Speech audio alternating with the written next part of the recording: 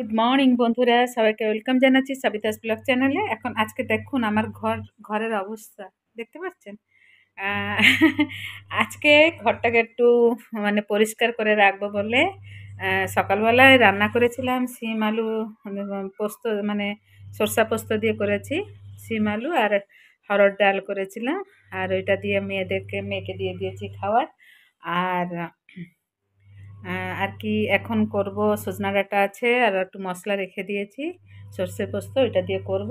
তার আগে আগে ২ বার আজকে চান করেছি বন্ধুরা। সকালবেলা চান করে মেয়েকে রান্না বান্না করে দিলাম, তারপরে আবার স্নান করে আহ, পুজো করলাম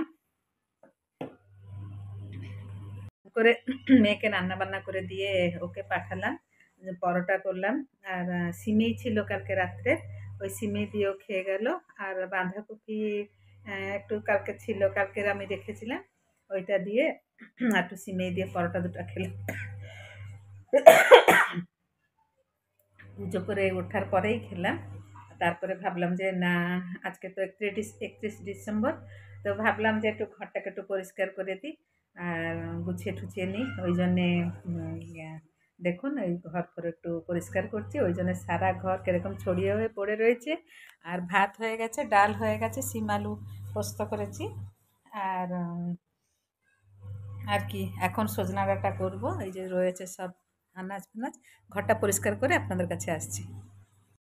পোস্ত মানে সরষা পোস্ত দিয়ে বানিয়েছি, আর মেয়েকেও দিয়ে দিয়েছি, আর রেখেছি অনেকগুলো রয়েছে। আর এখানে রেখেছি ডাল আর আর আলু দিয়ে সেই সরষা পোস্ত মশলা দিয়ে করেছি। সরষা পোস্ত একটু বেশি করে বেটে দিয়েছিলাম, ওর মধ্যে একটু দিয়ে দিয়েছি, এর মধ্যে দিয়ে করেছি।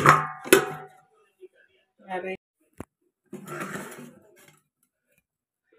খাবো, তো এই জন্য আজকে আলু সিদ্ধ দিয়েছি, আর বেগুন ভেজেছি, আর টমেটো, কাঁচা লঙ্কা, পেঁয়াজ, এক কোয়া রসুন, আর এর মধ্যে সব দিয়ে আমি আজকে পান্তা ভাত খাবো। যাচ্ছি মাখবো, মেখে নিই।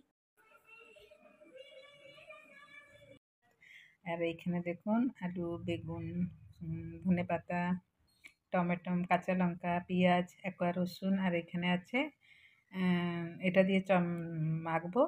আর এখানে আছে সজনা আলু পোস্ত।